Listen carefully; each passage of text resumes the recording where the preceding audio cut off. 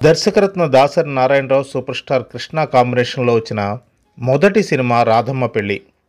July 6, 1974లో విడుదలైన cinema నేటికి 50 సంవత్సరాలు పూర్తి చేసుకుంది. ప్రముఖ హాస్య నటుడు, పద్మశ్రీ అవార్డు గ్రహీత రేలంగి వెంకటరామయ్య చివరి సినిమా కూడా ఇదే. ఇందులో ఊర్వశి శారద త్రిపాత్రాభినయం చేశారు. రాధగా టైటిల్ రోల్ పోషించడంతో పాటు రాధ తల్లిగాను, రాధ కూతురుగాను కూడా ఆవిడ నటించారు. విశేషం ఏంటంటే, కృష్ణ నటుడు మురళీమోహన్ కలిసి కాలేజీలో చదువుకున్నారు, నాటకాలు వేశారు. కానీ ఈ సినిమాలో వాళ్ళిద్దరూ కూడాను మామ అల్లుళ్ళుగా కనిపిస్తారు. కృష్ణ మురళీమోహన్ మామగారిగా ఓల్డ్ గెటప్ వేశారు. కృష్ణ ఈ సినిమాకి అందుకున్న రెమ్యూనరేషన్ 75,000. నిజానికి ఆయన ₹1,00,000 అడిగితే నిర్మాతలు అంత ఇచ్చుకోలేవండి అంటే 75,000కి ఒప్పుకున్నారు.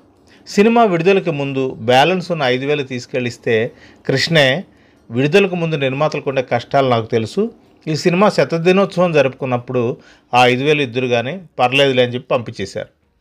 ఈ సినిమాలో త్రిపాత్రాభినయం చేసినటువంటి శారదకి కూడా 70,000 రెమ్యూనరేషన్ ఇచ్చారు. అంటే ఒక రకంగా ఇటు హీరోకి హీరోయిన్కి సేమ్ రెమ్యూనరేషన్ ఇచ్చినట్టు. కానీ నిజానికి శారద పడిన కష్టం చాలా ఎక్కువ.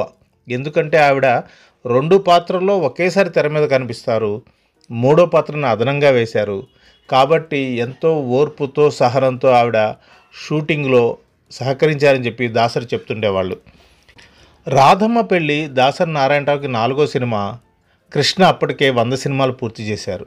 అయితే అల్లూరి సీతారామరాజు తర్వాత వచ్చిన ఈ సినిమా ఆశించిన స్థాయిలో ఆడలేదు. 50 రోజులు మాత్రం ప్రదర్శితమైంది. దాసరికి ఎప్పుడూ ఒక లోటు ఉండేది, కృష్ణకి సూపర్ డూపర్ హిట్ని నా కెరియర్లో ఇవ్వలేకపోయానే అని. దానిని ఆయన చాలా ఏళ్ల తర్వాత ఉసే రావులమ్మ చిత్రంతో తీర్చుకున్నారు.